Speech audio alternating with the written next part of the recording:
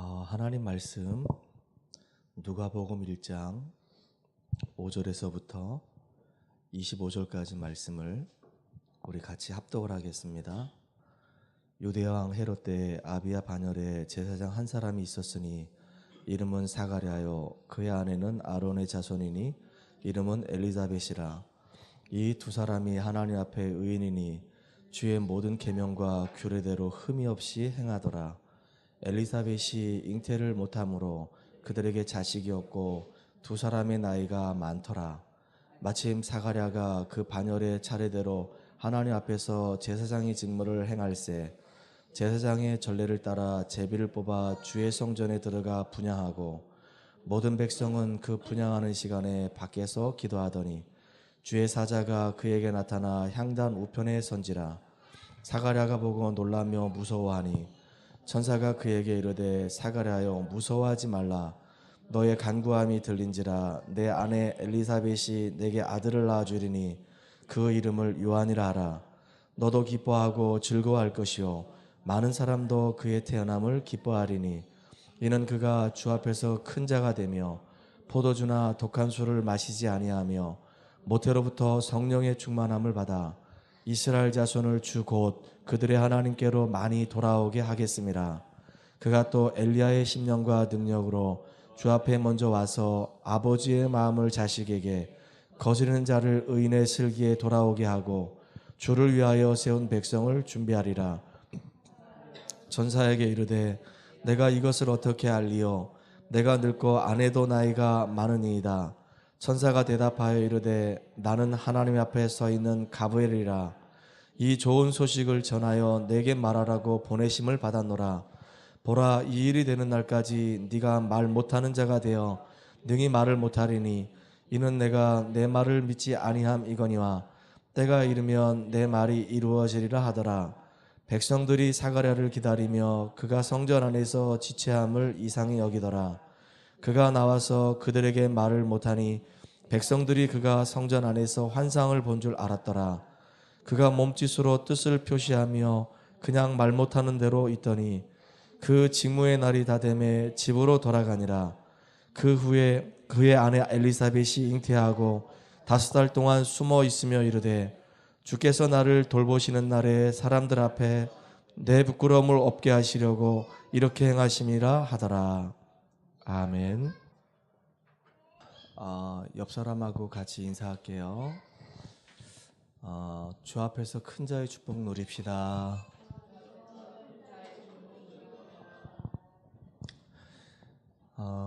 2018년도가 시작을 했고요. 지난주에 우리가 하나님 앞에 송구영신 예배를 드렸고 또 첫 주일을 맞이해서 너무 귀한 예배를 드렸습니다. 그때 주셨던 말씀이 뭐냐면 복음의 증인 누가라고 하는 제목으로 지난주에 우리가 같이 말씀을 나눴어요. 누가는 우리가 잘 알고 있는 것처럼 전문인입니다. 누가는 의사입니다. 근데 이 누가가 누구를 만났냐면은 전도자 바울을 만나요.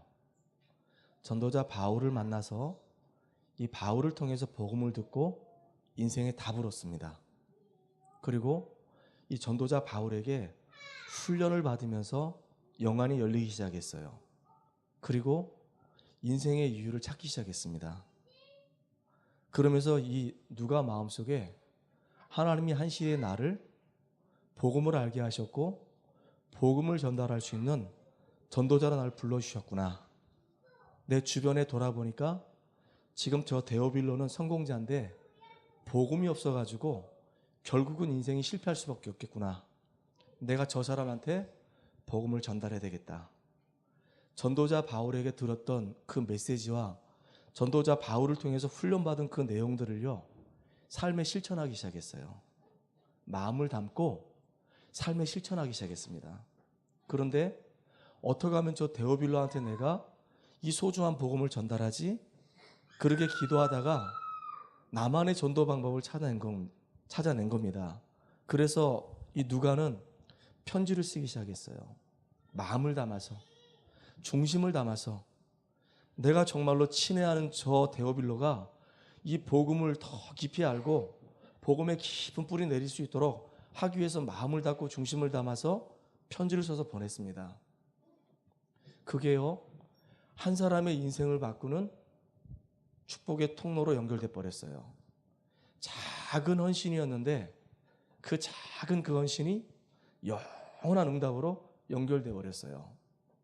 누가는 전도자 바울을 만나서 복음을 깨닫고 영안이 열리고 인생의 이유를 발견했는데, 하나님은 지금까지 누가의 인생 속에 역사하지 않았던, 아니 응답을 맛보지 못했던 새 일을 행하신 하나님의 능력을 맛보기 시작했어요. 전도자 바울 만나기 전에는 복음도 몰랐었고 인생의 이유도 몰랐는데, 전도자 바울을 만나고 난 이후부터는 하나님과 함께하는 축복 누리는, 그래서 하나님이 이 누가를 통해서 새 일을 행하시는 역사를 보기 시작했습니다. 그때부터 누가는 가장 의미 있는, 가장 가치 있는 인생의 여정을 살아가는 거예요. 어떤 인생의 여정을 살아가냐면 사람을 살리고 그 사람을 세우는 그런 인생의 여정을 살아가는 겁니다. 누가가 편지를 썼는데 지금도 그 편지가 성경이 돼가지고 우리에게 지금 전달돼서 오늘을 살아가는 우리가 이 성경을 읽고 은혜를 받고 도전을 받을 거라고는 아무도 상상 못했을 겁니다. 또 누가가 편지를 보냈는데 그 데오빌로가 인생이 바뀐 거예요. 이 데오빌로가 너무 중요한 정치인이었는데, 영향력 있는 사람이었는데, 이 사람이 복음을 알고 복음을 누리다 보니까 주변에 많은 영향을 주는 겁니다. 그래서 사도행전을 써서 또 보낸 겁니다. 하나님의 영광도 봤어요. 자기의 그 작은 헌신을 통해서 새 일을 행하신 그 하나님의 역사와 자기의 인생 가운데 가장 가치 있게 쓰임받는 자기 자신을 봤고, 그 작은 헌신을 통해서 한 사람이 완전히 살아나고 그 사람 때문에 그 주변까지 살아나는, 그래서 하나님의 영광이 보여지는 역사를 목격한 목격자가 된 겁니다. 저는 2018년도를 살아가는 저와 여러분이 이 응답의 주역이 되기를 간절히 소망합니다. 특별히 작년에 제가 이 교회를 개척할 때 제 마음속에 하나님 주신 소망이 있습니다. 개척할 때 그냥 개척한 게 아니라 이유가 있는 개척을 하고 싶어서 기도했어요. 하나님, 강원도 지역은 많은 읍면동이 있습니다. 근데 저는 어느 지역으로 가면 좋겠습니까? 기도하는데요, 강릉도 가봤는데 아니고, 춘천도 가봤는데 아니고, 그러면 강원도 아니고 안산입니까? 우리 아버지 어머니가 살고 있고 내가 신앙생활 했던 그 안산입니까? 안산도 아니고. 근데 이상하게 하나님이 원주를 딱 마음을 담게 하셨어요. 지도를 보면요, 원주가 센터입니다. 맞아요? 지도를 보면 우리 한반도의 센터가 원주입니다. 나라의 중심, 원주인데 제가 이렇게 지도를 가만히 봤어요. 근데 참 희한하죠? 우리 원주 위는요, 양평이 있고요, 이쪽에는 횡성이 있어요. 왼쪽에는 여주가 있어요. 오른쪽에는 영월이 있습니다. 아래는 충주가 있고요, 제천이 있어요. 뭐하고 비슷하죠? 이스라엘 민족하고 비슷한 거예요.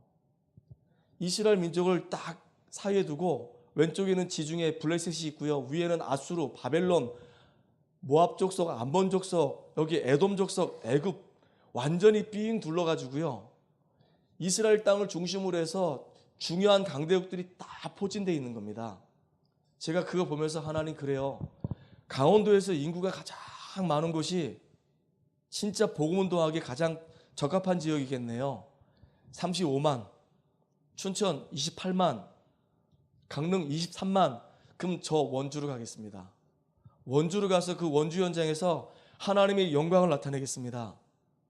그래서 여기 와보니까 있죠, 원주가 동은 가운데 뻑 파묻혀가지고 옹기종기 다 모여있어요. 동은 그 동을 중심으로 해가지고 면하고 읍이 쫙 포진해 있는 거 있죠. 그래서 읍면이 몇 개냐면은 9개더라고요. 동이 몇 개냐면 16개입니다. 원주시의 읍면동만 25개예요. 그러면 하나님, 인구수가 많은 곳도 있고 인구수가 적은 곳도 있는데, 인구수가 많은 곳은 2군데 3군데 이렇게 해서 하나님 정말로 이 원주 지역을 장악할 수 있는 30지교에 세워지게 해주세요. 정말로 이 원주 지역을 장악할 수 있는, 이 원주 지역을 책임질 수 있는 30중직자가 일어나게 해주세요. 그냥 우리가 모여서 이런저런 얘기하는 것도 중요하지만 실제로 현장을 움직일 수 있는 그런 중요한 일꾼들이 곳곳마다 세워져서 그 지역을 장악할 수 있도록 주님이 역사해 주세요. 특별히 더 나아가서 강원도에 200지교회가 세워지게 해주세요. 강원도의 모든 이 흑암의 문화를 다 꺾어버리고 강원도의 모든 200만이 다 복음 듣는 하나님의 그 역사가 일어나도록 주님 인도해 주세요. 이게 제 소망입니다. 이게 제 기도예요. 이 기도를 놓고 계속 기도하고 있어요. 하나님, 정말로 내가 전도 현장 갈 때 내가 아무리 애를 쓰고 아무리 몸부림쳐도 하나님이 나에게 붙여주지 않으면은 축복된 만남을 가질 수가 없습니다. 하나님, 우리 교회에 정말로 이 원주 지역에 영향 줄 수 있는, 진짜 원주 지역을 장악하고 원주 지역을 책임질 수 있는, 원주 지역을 정말로 운영할 수 있는 그런 중요한 전도 제자들을 나에게 붙여주세요. 우리 강원도에 200지교에 세워지게 하셔서 진짜 지역마다 하나님 나라 이루어지게 해주세요. 그렇게 되면은 우리 교회가 강원도의 모델적인 교회가 될 뿐만 아니라 렘넌트 운동을 제대로 할 수 있을 것 같습니다. 하나님, 만약에 이것이 하나님이 원하시는 소원하고 맞는 소망이라고 한다면 내게 응답 주세요. 저는 지금 그거 놓고 기도하고 있거든요. 여러분도 같은 기도 속에서 같이 응답받는 축복의 주역 되기를 주의 이름으로 축원합니다. 그래서 소망이 있기 때문에요, 어떤 어려움이 와도 저는 흔들릴 이유가 없어요. 그래서 원주 지역에 30지교에 쫙 깔려지고 강원도 지역에 200지교에 쫙 깔려져 가지고 렘넌트 운동이 활발하게 일어나면은 저는 그때쯤 은퇴해도 되지 않을까. 할렐루야. 은퇴해도 되지 않을까. 저는 그때요, 진짜 복음 없는 지역으로, 복음 없는 나라로 순회하면서 전도 선교하고 싶어요. 제가 이제 순회하기 시작하면은 저를 대신해서 다른 후임자가 이 교회를 서서 더 든든하게 세워가겠죠. 오늘도 저는 기도합니다. 하나님, 저와 우리 성도들은 성령 충만함 누리게 해주세요. 저와 우리 성도들은 원주를 살려야 되겠고 강원도를 복음화해야 되기 때문에, 민족과 전 세계를 살려야 되기 때문에 정말로 성령 충만 속에 있는 오력의 축복을 누리게 해주세요. 영력과 지력과 체력과 경제력과 인력을 하나님이 던집혀 주시기 원합니다. 특별히 제대로 현장마다 응답받아야 되기 때문에 이제는 우리 교회에서 훈련 시스템을 갖출 수 있도록 주님 축복의 문들을 열어주세요. 그리고 지역마다 그 지역을 움직일 수 있는 영적인 조직이 쫙 깔려지게 해주세요.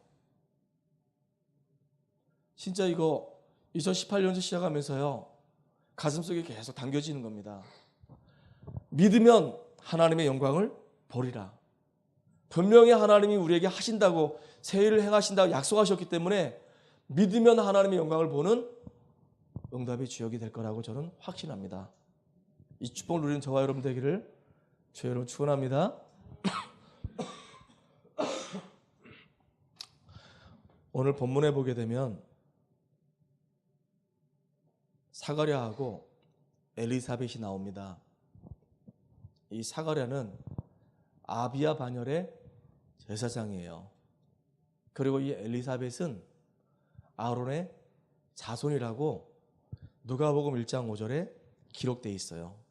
그리고 1장 6절에 보니까 하나님 앞에 의인이다 라고 기록되어 있거든요. 그리고 1장 7절에 보니까 엘리사벳이 잉태를 못함으로 그들에게 자식이 없고 두 사람의 나이가 많더라 라고 이렇게 기록되어 있어요. 자, 사가랴 제사장입니다. 엘리사벳 아론의 후손이에요. 그 말은 다시 말하면 그 당시에 제사장은요, 레위지파만 제사장할 수 있어요. 아론의 후손이 바로 레위지파거든요. 그러니까 뭐 생각나는 거 없습니까? 모세가 태어날 때요, 레위 남자가 레위 여자에게 장가들었더니 모세가 태어났다라고 얘기했거든요. 지금 레이 남자 사가랴하고 지금 레이 여자 지금 엘리사벳입니다. 둘 다 공통점이 뭐냐면 언약 가진 사람이에요. 레이 지파 사람입니다. 피의 언약을 알고 있는 사람이에요. 두 사람이 지금 한 몸을 이뤘단 말이에요. 믿음 있는 사람이에요. 의인이라고 그랬거든요. 그런데 이 사람들에게 지금 나이가 많은데 자식이 없어요. 자식이 없다 보니까 아들을 낳게 해달라고 얼마나 많이 기도했겠냐고요. 하나님은 지금 사가랴하고 엘리사벳이 하나님 앞에 엎드려서 기도하는 그 장면을 보셨어요. 그리고 그 언약의 사람들, 그 사람들에게 하나님은 아들을 주셨는데 그 아들이 누구냐면 요한입니다. 지금도 하나님은 응답의 하나님이고 지금도 하나님은 우리에게 능력으로 역사하신 하나님이에요. 엘리사벳은 나이가 많아가지고요. 도저히 애를 낳을 수 없는 상황이었거든요. 꼭 뭐하고 똑같냐면 아브라함하고 사라 이야기가 똑같아요. 내가 경수가 끊어지고 애를 낳을 수가 없는데 어찌해서 내가 애를 낳을 수 있겠습니까? 사라가 웃었거든요. 네가 웃었냐? 안 웃었습니다. 그러잖아요. 지금 엘리사벳은 애를 낳을 수 없는 상황이에요. 불가능하단 말이에요. 의학적으로, 과학적으로, 인간적으로 불가능한 거예요.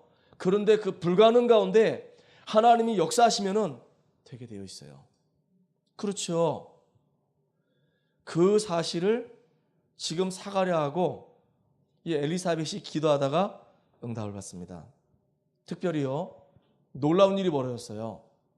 여기 지금 19절에 보니까 천사장들 중에서 한 천사장인 가브리엘이 사가랴에게 가서 하나님의 일을 가서 말해주는 거예요. 기도할 때 있잖아요. 세상 사람들이 이해하지 못하고 세상 사람들이 알지 못하는 하늘의 일들이 우리에게 벌어진다 그 얘기예요. 우리가 기도할 때 하늘 군대가 동원되고 우리가 기도할 때 주의 천사가 동원돼 가지고 하나님의 계획이 이루어지도록 그렇게 지금도 역사하십니다. 이게요, 영적인 사실이에요. 아무도 몰라요. 지식인도 모르고 대학교 교수도 모르고 정치인도 몰라요. 심지어는 교회를 다니고 있는 사람도 모를 수 있어요. 근데 저는 믿어요.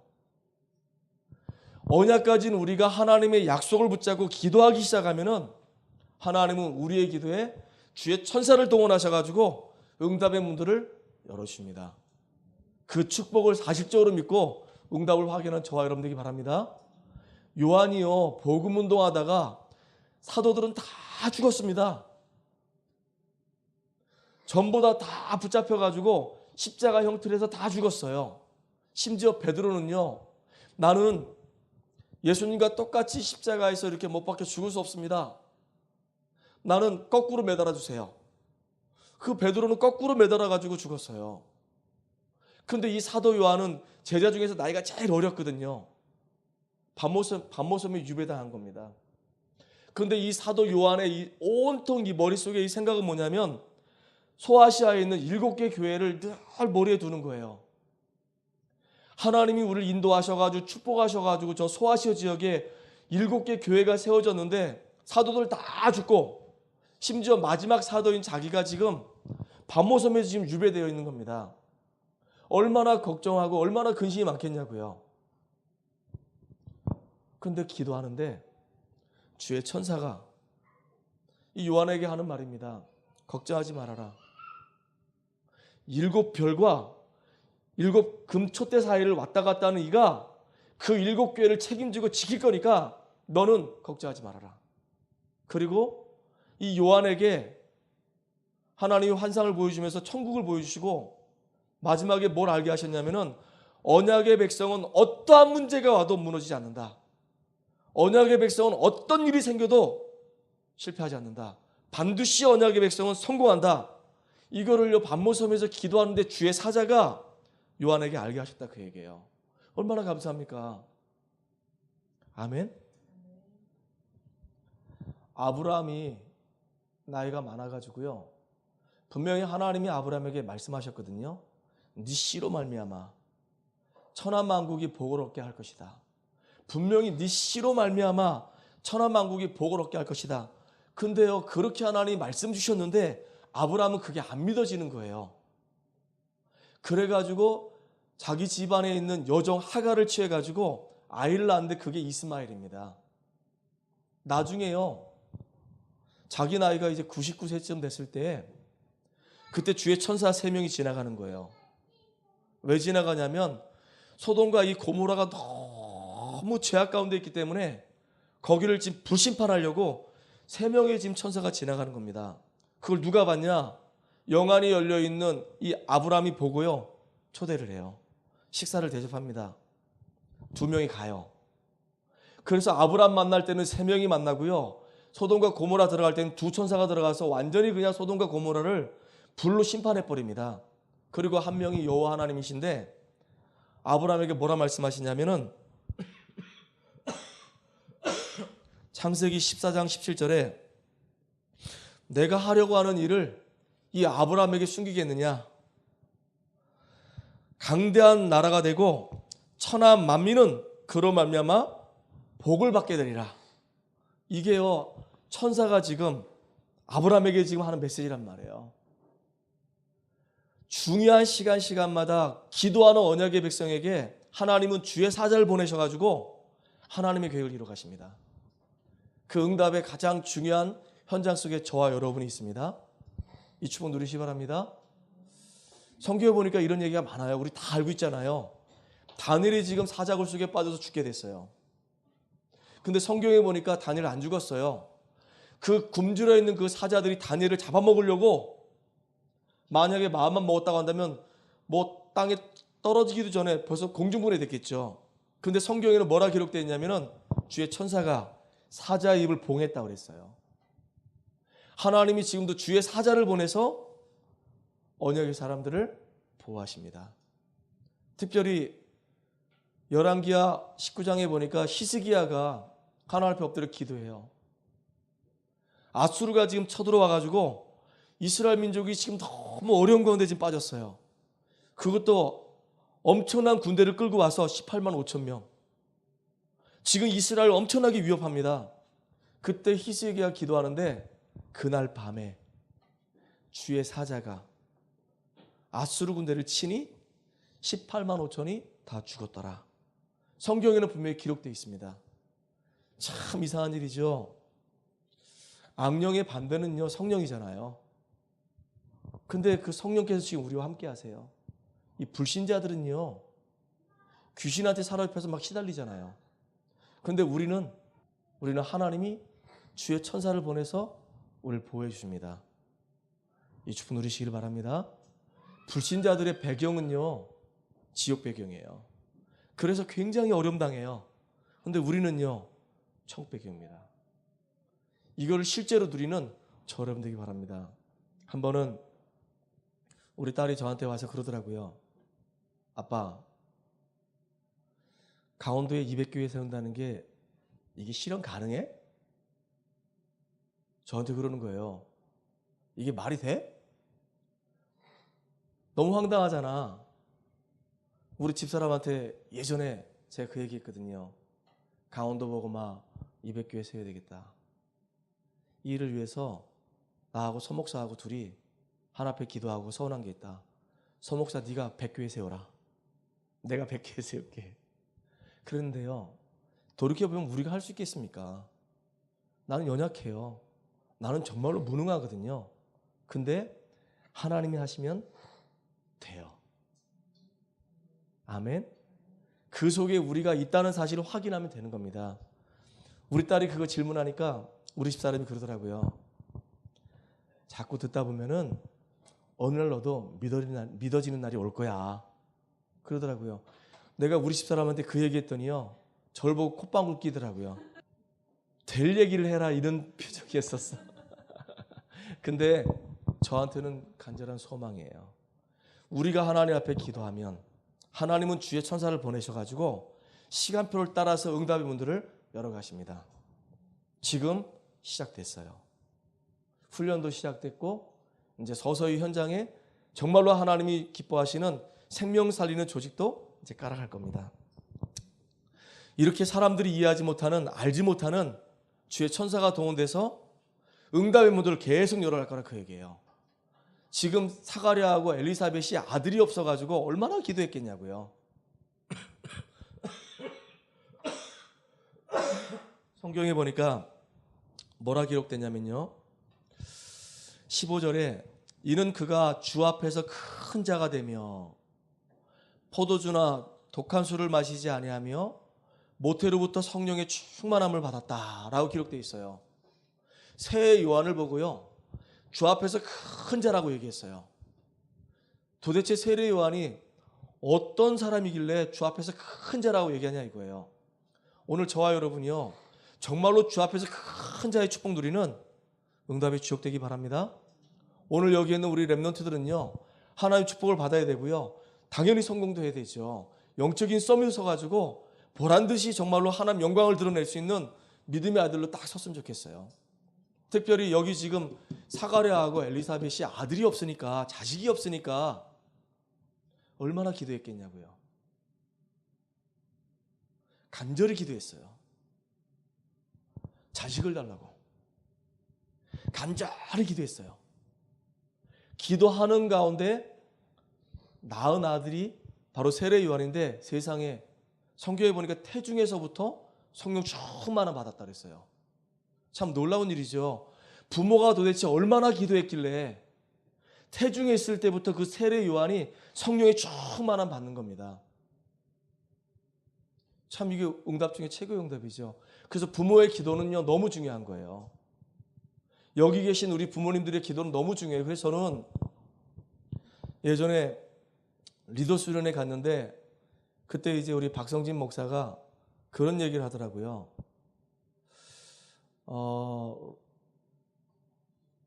어떤 사역을 하는데 그 사역 속에서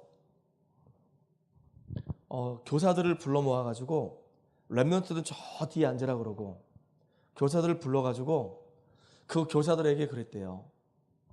우리 오늘 이 시간 저 뒤에 앉아있는 저 렘넌트들을 위해서 우리 기도하자. 정말로 간절하게 저 아이들이 복음에 뿌리 내리고 시대적으로 하나님 앞에 쓰임받는 사람으로 세워지게 해달라고 우리 한번 기도하자. 그렇게 기도를 시작했는데, 이 교사들이 일단 뒤에 애들이 있으니까 의식이 될 거 아닙니까? 얼마나 뜨겁게 기도했는지요, 간절히 기도하는 겁니다. 그리고 난 다음에 교사들 다 뒤로 물러서라. 그리고 아이들 전부 다 안으로 들어와라. 그리고 아이들을 위해서 또 다시 축복 기도하는 거예요. 저는 그 얘기 듣는데요, 그런 마음이 생기더라고요. 하나님, 우리 교회가 기도로 소통하는 교회가 됐으면 좋겠습니다.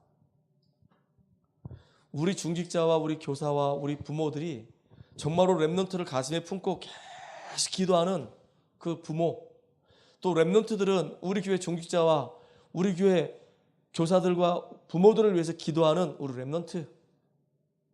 그래서 제가 송구 영신 예배 때 그렇게 기도하고 싶더라고요. 그리고 제가 가운데 들어가서, 저는 기도의 배경이 없기 때문에 우리 중직자들과 우리 렘넌트가 저를 위해서 좀 기도해 달라고 그렇게 간절히 기도한 겁니다. 앞으로 그게 이제 앞으로 송구 영신 예배 드릴 때마다 우리가 받을 응답들이에요. 앞으로는 계속 그렇게 할 겁니다. 부모가 기도할 때 그 기도는요, 절대로 그냥 떨어지는 법이 없어요. 성경에도 보니까 너무 많아요. 요게벳이 기도하는데 그 기도 속에서 태어난 사람이 누구냐면 모세입니다. 한나가 기도하는데요, 그 기도 속에 태어난 사람이 누구냐면 사무엘이에요. 이렇게 기도하는 가운데 이새가 기도하는데 기도 속에 태어난 사람이 누구냐면 다윗이거든요. 그 사람들이 한 시대를 완전히 변화시키는 축복의 사람들로 싹 바뀌어버렸어요. 우리 렘넌트를 위해서 기도하는 게 얼마나 중요한지 모릅니다.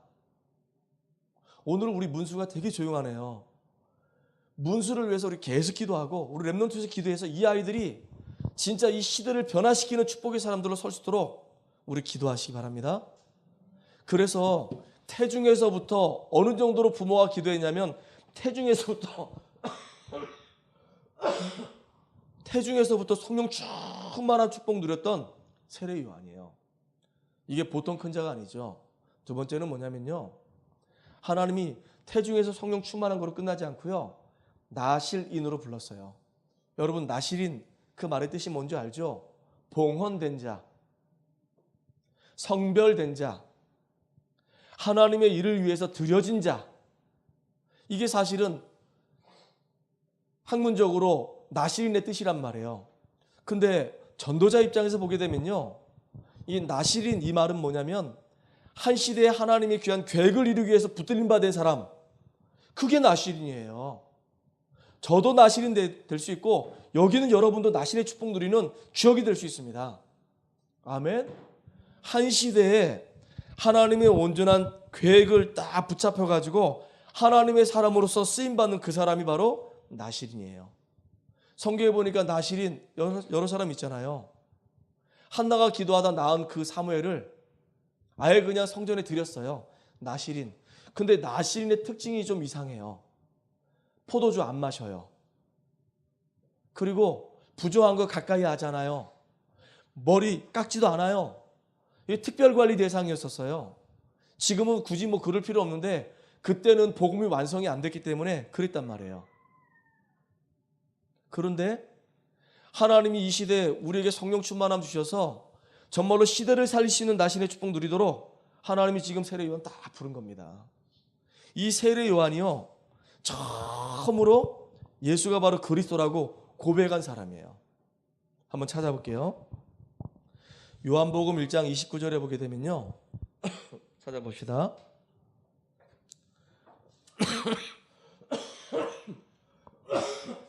요한복음 1장 29절에 세례 요한이 지금 예수님 보고 뭐라고 얘기하냐면은, 이튿날 요한이 예수께서 자기에게 나오심을 보고 이르되 보라, 세상 죄를 지우고 가는 하나님의 어린 양이로다. 이 세례 요한이 누구냐면요, 제사장이잖아요. 그 아버지가 사가랴 제사장 아닙니까? 제사장 집안이란 말이에요.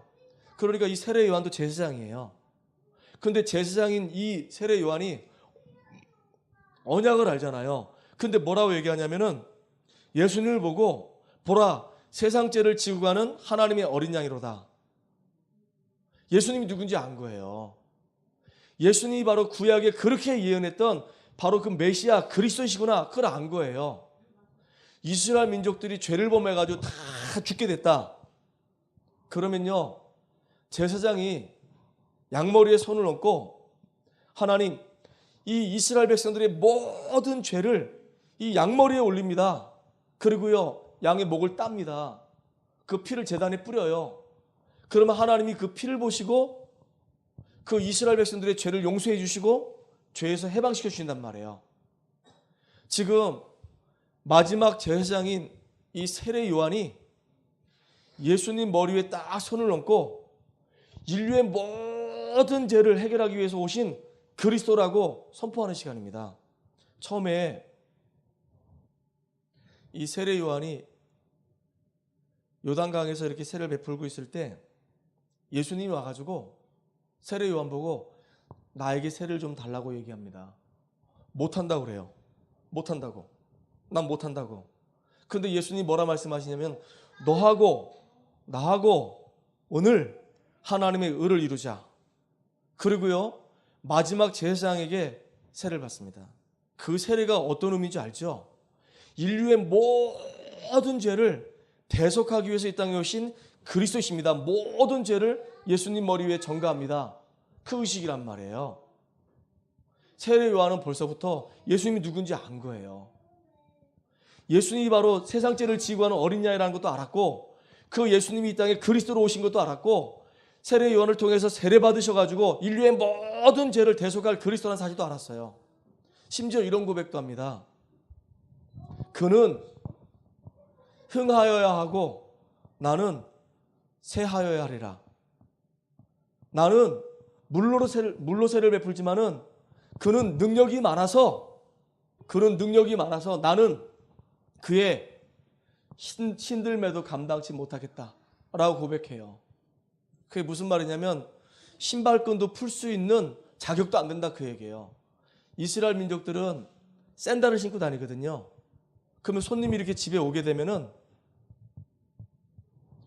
제일 밑에 제일 낮은 하인이 막 뛰어나가서 세숫대에다 물을 딱 갖다 주고 그 손님 신발끈 쭉 풀어가지고 발을 씻게 하거든요. 그게 정결의식이란 말이에요. 근데 그렇게 하찮은 가장 낮은 그 일마저도 나는 못하겠다 그 얘기예요. 예수님이 누군지 아니까. 이게 세례 요한의 고백이에요. 최초로 예수가 그리스도라고 고백한 사람이 바로 누구냐면 이 세례 요한입니다. 저는요, 우리 렘넌트가 이런 나신의 축복 누리길 간절히 소원합니다. 우리 교회에 이런 나신의 응답 누리는 사람을 많이 세우기를 주의를 축복합니다. 정말로 이 응답 누리길 간절히 소망합니다. 자, 그런데 사람들이 못 믿는 게 있어요. 우리가 사실은요, 생각을 조금만 바꾸면 그게 다 응답으로 연결되거든요. 근데 아무리 믿음이 좋은 사람이라 할지라도요, 이 생각이 안 바뀌면요, 응답을 확인할 수가 없어요. 진짜 안타깝잖아요. 사람들이 못 믿는 게 뭐냐면 하나님을 못 믿어요. 참 이상하죠. 정말로 심각한 문제 왔을 때 비로소 그때 하나님 찾더라고요. 제가 만났던 분 한 분이, 그분이 사업도 잘 되고 돈도 잘 벌고 막 성장 가도를 막 달려갑니다. 그러니까 하나님 필요 없죠 뭐. 자기가 열심히 하니까 돈도 많이 벌고 성공도 하고 사업체도 막 늘어나고 뭐가 아쉽겠냐고요. 주변에서 예수 믿으라고 막 얘기하면 콧방 웃겼죠. 근데 어느 날 사업 다 부도나버리고 자기 몸에는 암 딱 걸리고 나니까 그때서야 비로소 두 발 들고요, 예수 믿더라고요. 지금도 간혹 전화 와요. 제가 속초에 있을 때는 거의 매주마다 찾아가서 예배드렸거든요. 호흡기도도 같이 하고 그랬는데 지금도 그 사람이 이제 암 투병 생활하고 있잖아요. 어떻게 보면 좀 안타깝기도 해요. 이렇게 꼭 문제 만나서 그때 이제 예수 믿는단 말이에요. 오늘 사가랴 보세요.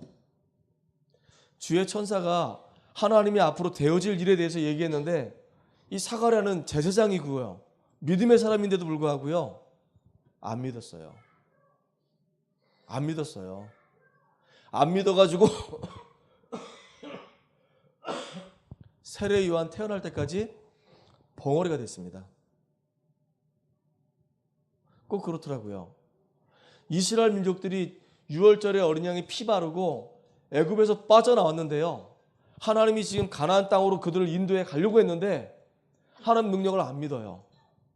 그래가지고 그 사람들을 40년 동안 광야길로 돌려보내요. 굉장히 막 어렵게 막 비비 꼬이게 만들어요. 그런데도 못 깨달으니까 결국 그들은요, 가나안 땅 구경도 못했어요. 거기서 태어난 사람들, 광야에서 태어난 새로운 세대하고 마치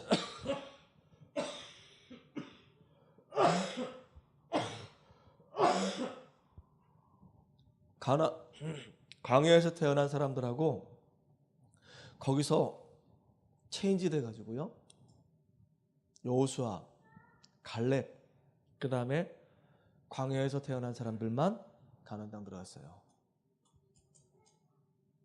우리가 하나님 말씀을요, 믿으면 하나님의 영광을 봅니다.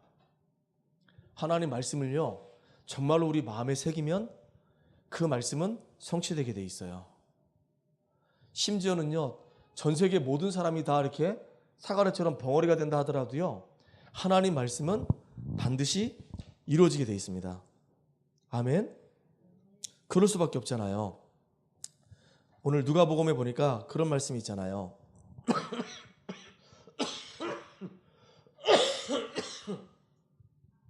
20절에 보니까 보라, 이 일이 되는 날까지 내가 말 못하는 자가 되어 능히 말을 못하리니 이는 네가 내 말을 믿지 아니하면 이거니와.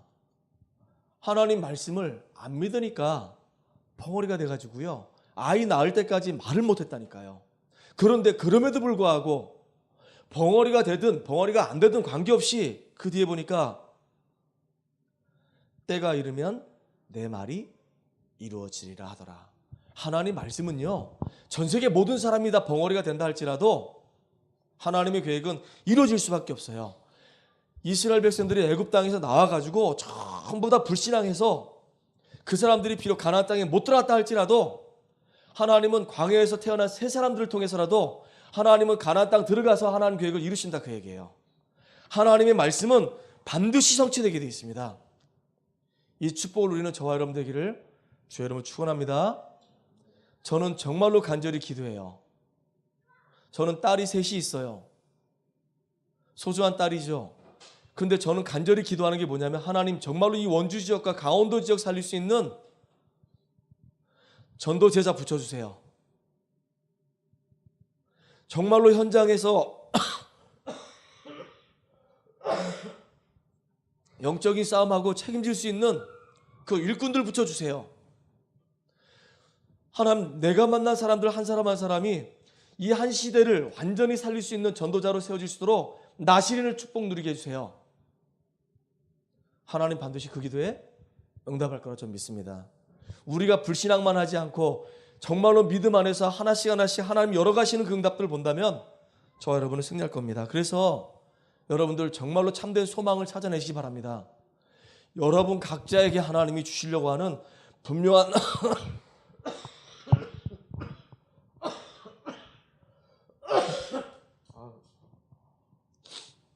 참된 소망이 있어요.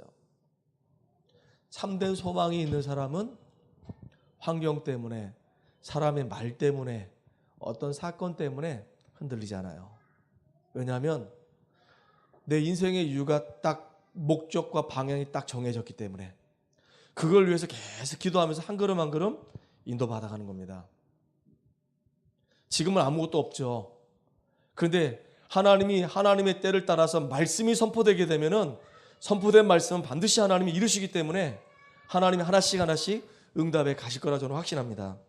그래서 우리 성도님들은요, 무엇을 하든 간에 내가 사업을 하든 교사를 하든 아니면 장사를 하든 뭘 하든 간에 하나님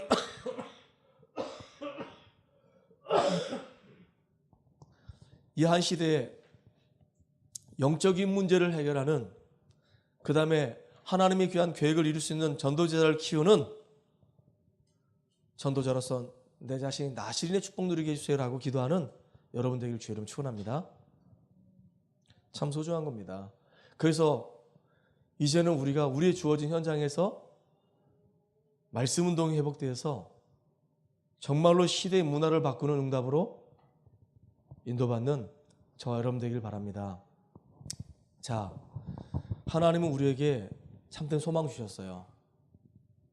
그러면 그 소망 붙잡고 정말로 기도하면 하나님은 지금도 하나님의 계획을 이루시는 분이기 때문에 우리에게 주의 천사를 동원해서 하나님의 계획을 이루어 가십니다. 특별히 현장에 많은 사람이 지금 살아야 되기 때문에 나신의 축복 누리는 증인들이 우리 교회에서 우뚝우뚝 세워지길 바랍니다. 하나님의 말씀은 우리의 수준과 능력과 관계없이, 저 모자라고 부족한 것과 관계없이 반드시 하나님의 계획은 이루어지게 돼 있어요. 누굴 통해 이루어지냐? 믿는 자를 통해서 하나님은 이루어집니다. 그 응답을 누리는 저와 여러분 되기를 주의 이름으로 축원합니다. 하나님 감사합니다. 사가랴가 또 엘리사벳이 아들이 없어서 정말로 그것 때문에 고민하고 그것 때문에 간절히 기도하다가 얻은 아들이 세례 요한입니다. 나시린의 축복 누리는 한 시대 하나님의 귀한 소원과 계획을 이루는 하나님의 사람으로 쓰임받았던 축복의 사람이 바로 세례 요한이었습니다. 그리스도의 비밀을 가장 먼저 알았고 선포했던, 그래서 주 앞에서 가장 큰 자의 축복 누렸던 세례 요한입니다. 우리 사랑하는 귀한 성도들이 세례 요한과 같이 하나님 앞에서 가장 큰 자로 축복 누리는 증인 될 수 있도록 오늘도 하나님 말씀의 성취를 믿음으로 아멘으로 받게 하시고 현장에서 하나님이 이루시는 하나님의 계획을 보게 하여 주시옵소서. 예수님의 이름을 감사하며 기도합나이다. 아멘.